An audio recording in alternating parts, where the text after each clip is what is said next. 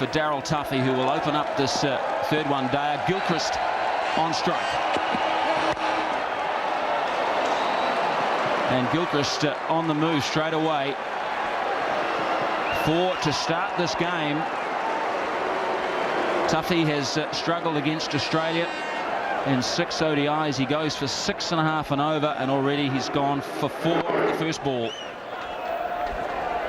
No ball as well. So not the start Tuffy wanted. And Gilchrist, not as aggressive as we'd see him normally play that stroke, but he comes into this match not getting any runs under his belt in the initial 2 one-dayers. He'll be a little nervous. And another no ball there from Tuffy, so straight away you just wonder whether he's just a little bit too tense. He's under the pump a little bit. The selectors will want to see more. The coach wants to see more.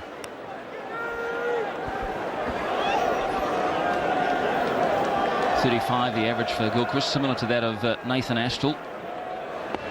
Strike rate is right up there though, 94 10/100ths. Off to a good start, Adam Gilchrist, the best striker in the world. Wait there, no. That's Hamish Marshall behind point, and this is a horror start for Tuffy. 3 times he's overstepped. Hamish Marshall is behind point, James Marshall is in front in the cover position.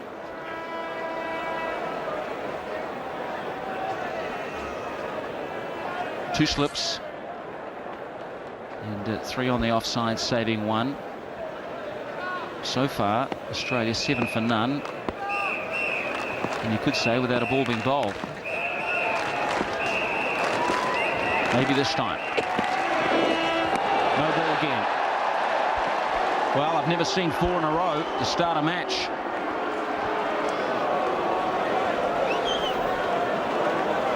It would have been a wide if it wasn't a no ball, so it still would have been an extra one for Tuffy. He's turning this first over into a long one. He now, if he's bowling legitimate deliveries from this point on, he's going to be bowling a 10-ball over to start with. Australia 8 runs, and that's a very good start for them, with only 1 scoring stroke. And another one. A little bit different. He doesn't overstep this time, but it's too far down the leg side. Maybe he was looking for another squeeze dismissal. This is how Gilchrist got out in Christchurch, the previous one-dayer. He's got a little bit of bat on it. There's no doubt, Slats, that when you bowled 4 no balls, that your mindset all of a sudden shifts from the other end of the pitch to where you're putting your foot, and therefore you're losing your focus on your accuracy. And another wide there. He's clearly worried about his front foot. This is, well, that's what you've got to do when you're the skipper. You've just got to hold things down. So Fleming is going to come down and have a chat.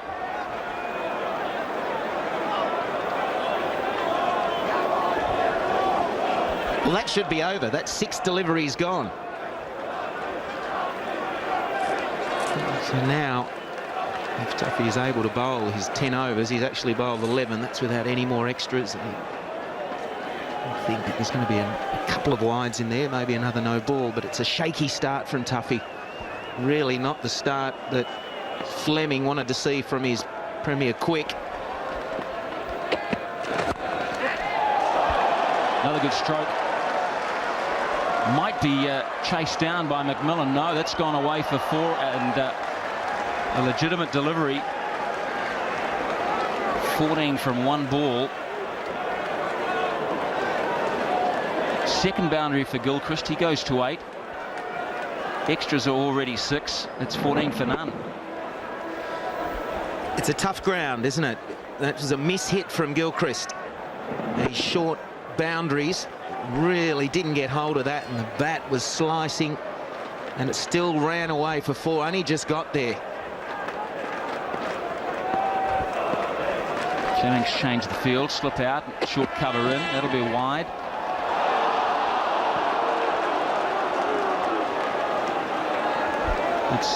It's not a pleasant feeling, and everyone goes through it in their careers, where whether it be as a batsman, a bowler, or a wicketkeeper, even in the field, just the mind starts to betray you.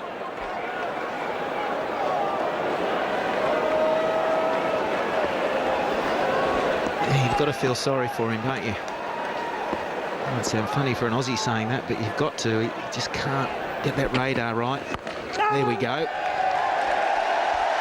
And the big cheer, as you'd expect. That's better. That'll give him a lot of confidence. Might stop Stephen Fleming chewing his fingernails there at first slip as well.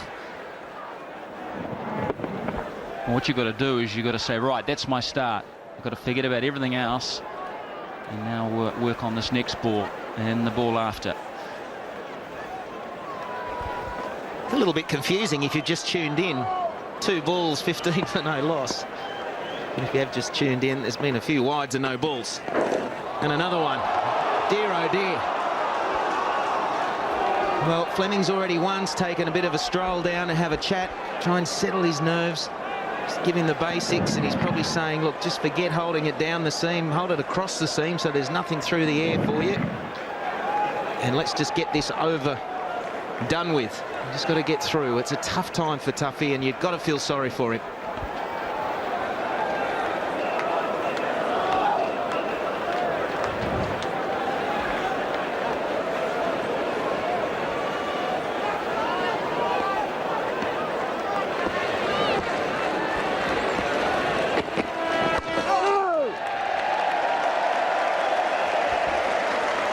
A little bit difficult for Gilchrist at the moment as well, because as an opening batsman you want to...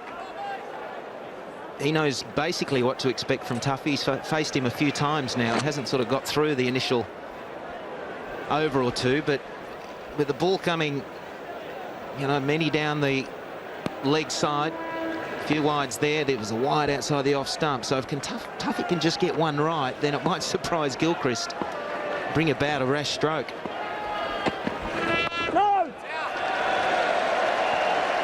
Be very difficult at times facing a bowler that's all over the shop. A guy like Shoaib Akhtar can be extremely difficult to face at times. Different to Tuffy because he bowls probably 15k quicker, but he's at certain days he's all over the place, and then when he gets it right, you're not really expecting it to be on line and a good length. So Tuffy can make the most of these extra deliveries he has to bowl, and there's a few of them.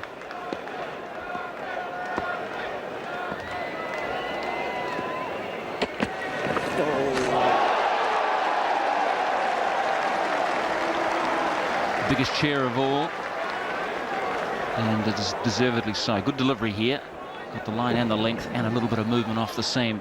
You know, he's so good at bowling the first over of a test or one-day international. 14 times he's done it for New Zealand and picked up a wicket. So this is really the other extreme, and a real shock, I'm sure. Last ball of the over. And well left by Gilchrist. 16 for none, Australia.